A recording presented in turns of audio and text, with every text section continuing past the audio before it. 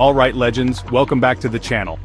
And today, we are diving into one of the most entertaining, unpredictable, and, let's be real, occasionally downright chaotic football careers of the last decade.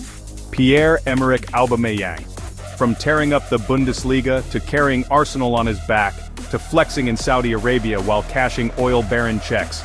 This is the wild, ridiculous, and brilliant story of Auba's career. Strap in.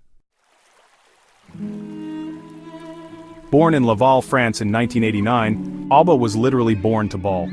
His dad, Pierre Sr., was a respected defender and captain for Gabon. His mum, Margarita, was Spanish, so the lad had football pedigree on both sides. Aubameyang started in the youth setups of Laval, then Nice, before being picked up by AC Milan. And on paper, you think, yep, he's set. Except, he never played a first-team match for them, not one.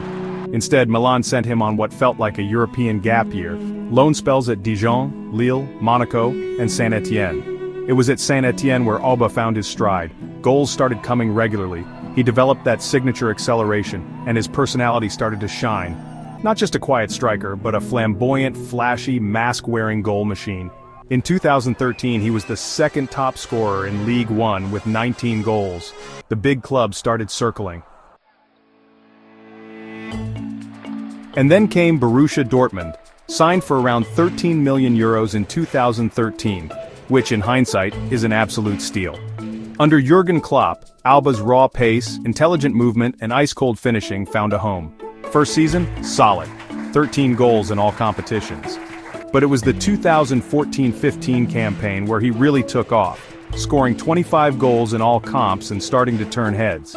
He became the spearhead of a thrilling high-octane Dortmund attack alongside Marco Reus, Henrik Mkhitaryan, and later Ousmane Dembele. This team wasn't built to win every trophy, but it was built to entertain. The 2016-17 season was peak Auba. He scored a ridiculous 31 Bundesliga goals in 32 games, pipping Robert Lewandowski to the Golden Boot. Imagine outgunning prime Louis. Madness. His pace was ridiculous. Clocked as one of the fastest players in world football, topping 34 kilometers per hour in matches. And those celebrations? Spider-Man masks, Batman masks with Marco Reus as Robin, backflips. Auba was pure box office. But, as is tradition with Auba, discipline issues began creeping in. He skipped team meetings, got caught up in transfer sagas, and allegedly turned up late to training more often than your mate who says I'm 5 minutes away when they are still in the shower. Dortmund tolerated it while the goals flowed. But by January 2018, with tensions boiling and his head clearly turned by the Premier League, Arsenal came calling.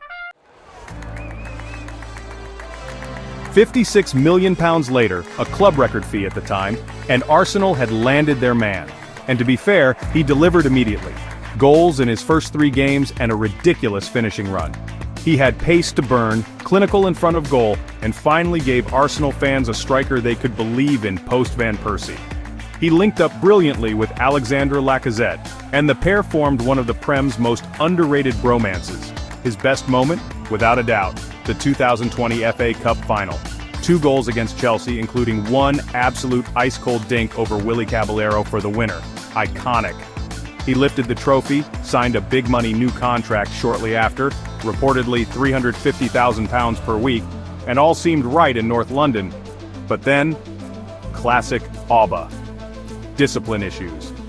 He was late for the North London Derby in 2021, dropped to the bench, and things snowballed. The relationship with Mikel Arteta, who's basically allergic to drama, deteriorated rapidly. Auba's form dipped. He went from Golden Boot contender to struggling to score against teams like Burnley. By December 2021, Arteta stripped him of the captaincy and froze him out of the squad entirely. By February 2022, his contract was terminated by mutual consent. Savage. Arsenal fans were split, some heartbroken, others relieved. Most forget this bit, but Aubameyang's 6 months at Barcelona were actually really good. 13 goals in 24 games, a brace in El Clasico, and vital strikes to help Barca salvage a dreadful season under Xavi. But with Lewandowski arriving that summer, there was no place for Auba. He was sold to Chelsea. A reunion with former boss Thomas Tuchel. Except, Tuchel was sacked about 20 minutes after Auba arrived. Timing. Absolute disaster-class season followed. Then, Like half of Europe's veterans, Alba made the Saudi switch. In 2023, he signed for Al Qadsiya in the Saudi Pro League. And you know what? He's been low-key solid. While the world's eyes were on Ronaldo at Al Nassr, Benzema at Al Ittihad, and Neymar at Al Hilal, Alba got to work. Still lightning quick, still ice cold in front of goal, he scored on his debut, racked up over 15 goals in his first season, and embraced the Saudi lifestyle like a seasoned pro. And by all reports, he's become a mentor figure for the younger Saudi players, passing on experience and probably teaching them how to backflip without busting a knee. He's still rocking the flashy cars, designer fits, and his signature swagger. But unlike some stars chasing a paycheck, Alba's still hungry.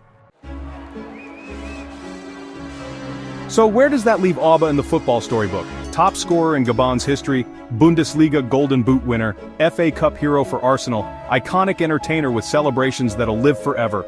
Alba's not perfect, far from it. He's infuriating, undisciplined at times, but when he's on, he's box office. Love him or hate him, you'll miss him when he's gone. That was the story of Pierre-Emerick Aubameyang, the pace merchant, the goal fiend, and the mask-wearing mad lad we didn't deserve. Drop your favorite Alba moment in the comments, smash that like button, subscribe if you're new, and I'll catch you next time.